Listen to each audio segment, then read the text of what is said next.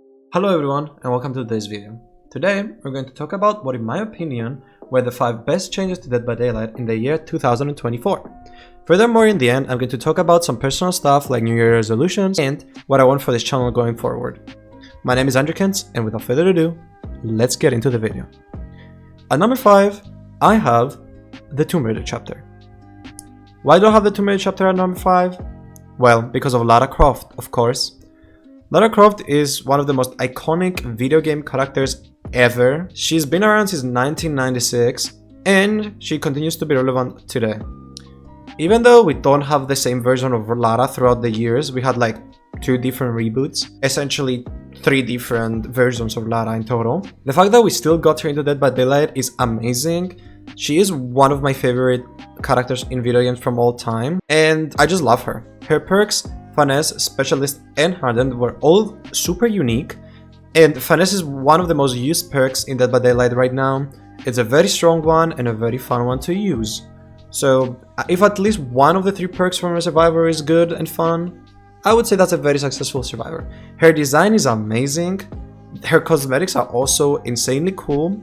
They vary from some of the OG outfits, some of the outfits she wore in the Survivor trilogy, which were the 3 games released in the recent years. She has a big variety. She also got a cosmetic in a Rift not too long ago, which was again a very cool outfit as well and very visually pleasing. But my favorite part about this chapter, that got me the most invested in it, was the discussions around Lara belonging in Dead by Daylight. I remember making a whole video about this topic and I got lots of support on it, and it's one of my most viewed videos right now.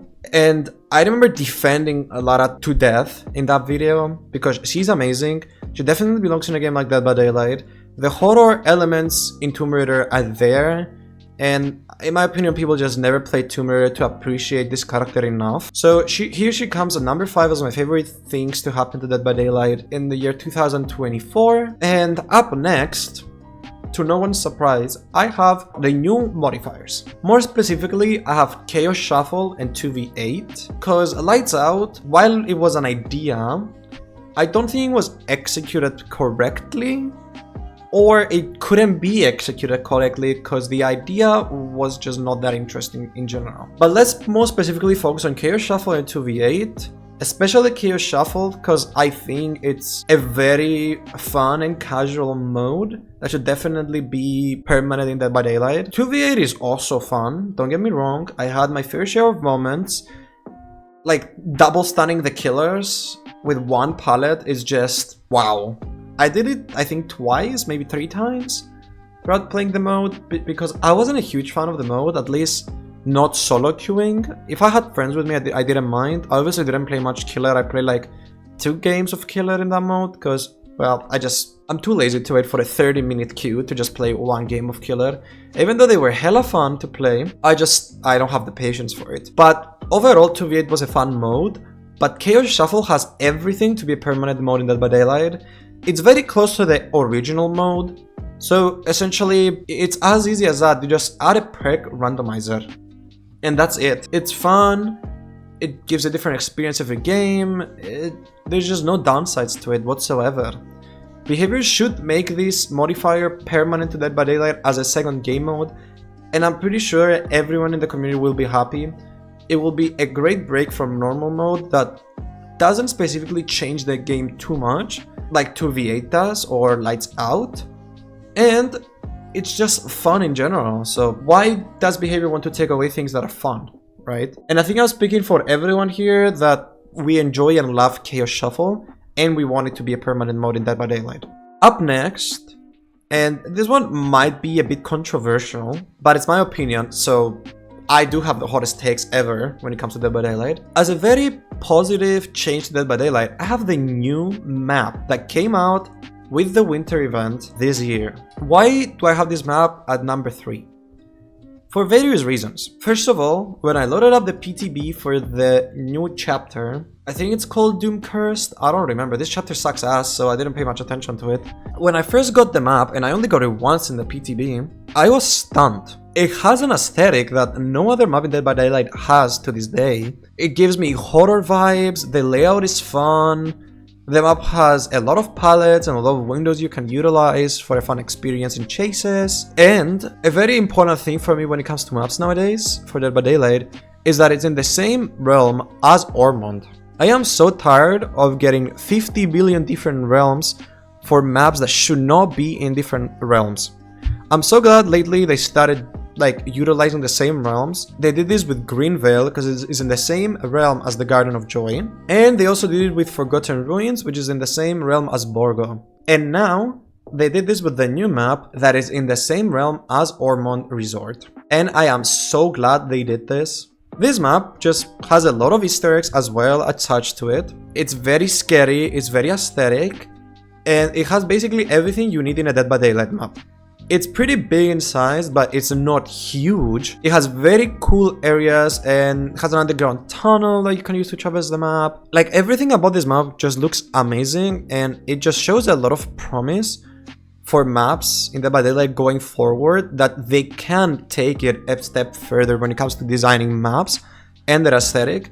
Like, looking back at some of the previous maps, like let's say Autohaven, like this green kind of like light it has to it, I would say it's unique to it, but it doesn't really give me that scary vibe. Then you have also Coldwind, which I don't mind that it's daytime. I just think the map has nothing going for it when it comes to daytime. Like, other horror games can be daytime, but those games have like this different horror feelings that Dead by Daylight doesn't have when it comes to this aesthetic in Coldwind and how bright the maps are. So I hope the designers of the maps take notes from this new map and actually continue designing the newest maps just like this one. Let's not talk about Forgotten Ruins, because the map was horrible and continues to be horrible, has gotten no updates whatsoever, so let's just focus on this new map. At number 2, and honestly one of my totally favorite things they started doing this year mostly, it was already a thing that was happening in the previous years, but this year we have seen them more confident in doing this, is buffs or in general changes to mediocre perks in Dead by Daylight. I have written a few down here, obviously it's not all of them, but the most memorable ones, for me at least, were Quick Gambit, Babysitter, Resurgence, Solidarity, Corrective Action, Grim Embrace, and honestly many more. I'm so glad Behavior is finally putting the time to actually buff some of the already existing perks while adding new content into the game. Because in my opinion, it's important to update what already is in the game instead of just adding more and more things that will need update in the future. It just shows promise that actually Behavior is listening to feedback and doing the changes the community is asking for, to unique perks like teamwork perks, of course, which even after the buffs, they're still not seeing much play, which is fair, because most of the time it's not because of the perks being bad, but because of what value they provide in general. But it is still nice to see that Behavior is listening and actually buffing mediocre perks to actually be decent. I've saw this difference when the second round of Chaos Shuffle came around, like not the first time it released, but the second. On the first time around, I was complaining about getting bad perk after bad perk, but because the second time Chaos Shuffle released came around after countless of perks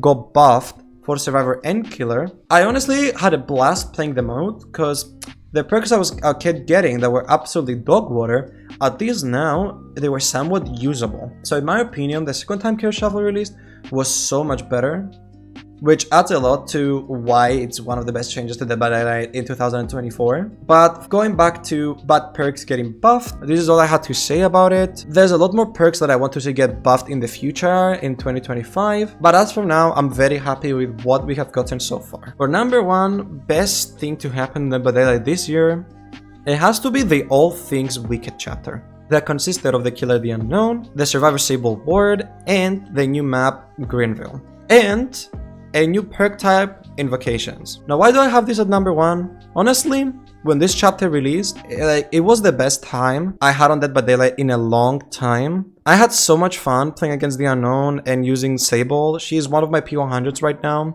And I know there's all this shit talk about Sable mains right now that they suck at the game, which honestly it's fair, because you see a lot of new players play her because she's a very visually appealing and cool survivor, so everyone wants to main her, same as Michaela. But you guys can't deny she's definitely one of the coolest designed survivors they ever released this game.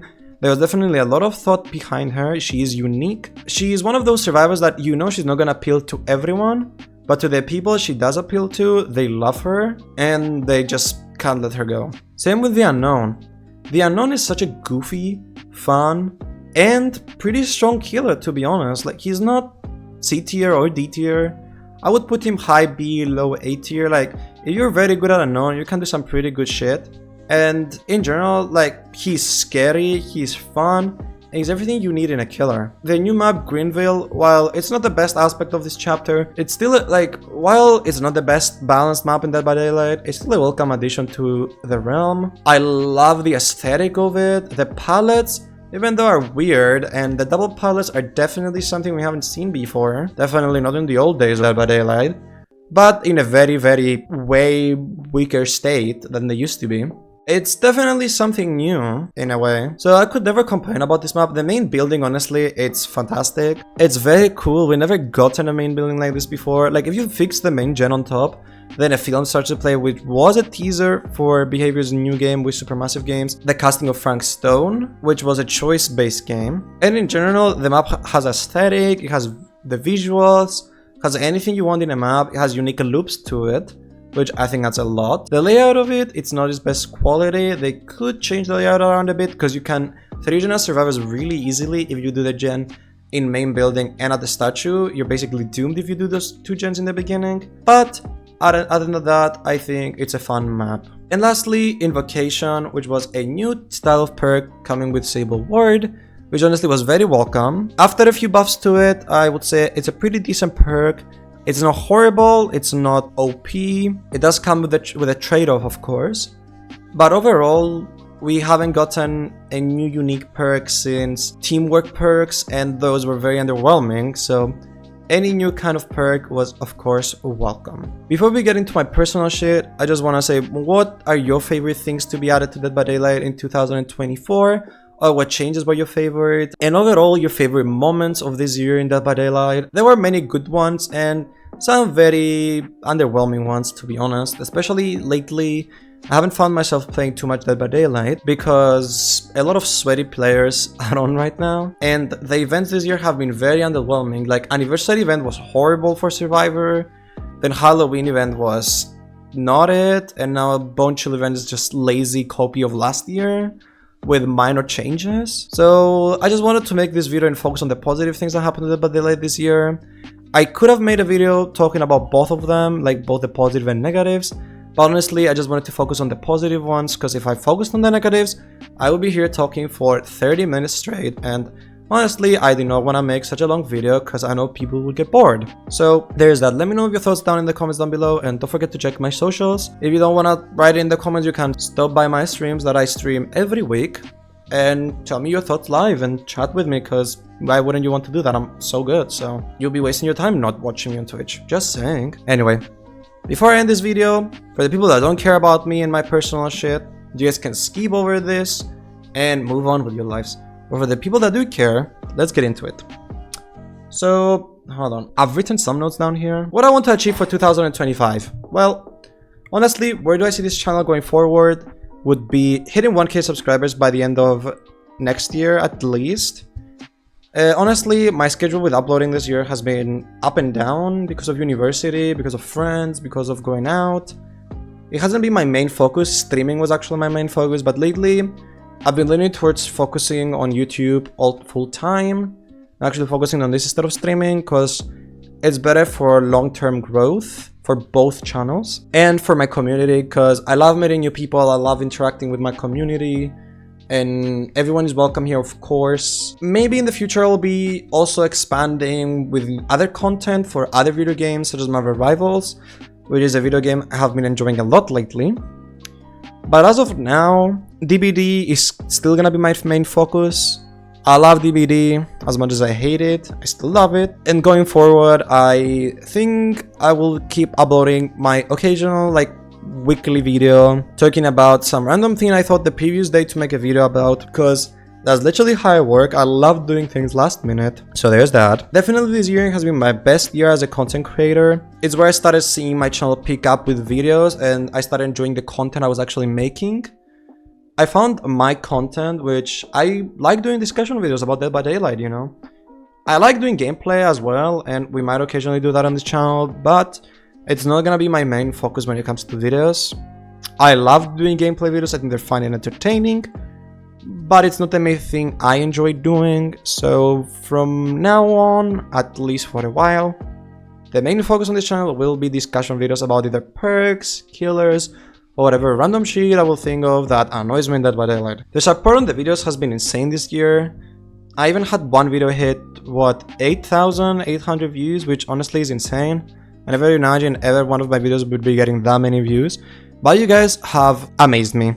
Dreams do come true. And my dream is to be a full-time content creator, so here's to hoping that 2025 will be absolutely my breakthrough year and a step closer to making this dream of mine come true. By the way, before I end, I forgot to mention, I did not write a script for this video. I don't know if you guys understood by the different way I've been talking, but I have not recorded a script for this video. I'm actually talking about this literally right now without looking at the script. I'm literally looking at my screen and some stupid notes I wrote, but nothing I just said right now has been in notes. Everything just came out of me. If you guys enjoy this way of content, let me know.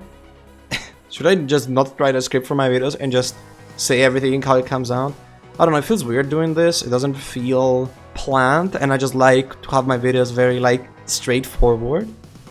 But if you guys prefer this raw and more honest approach on my videos, let me know. But I just want to wish you all happy new year and for all of your dreams to come true. Thank you so much for watching, everyone. I love you, and I will see you all in the next one. Have a good day, guys. Bye bye.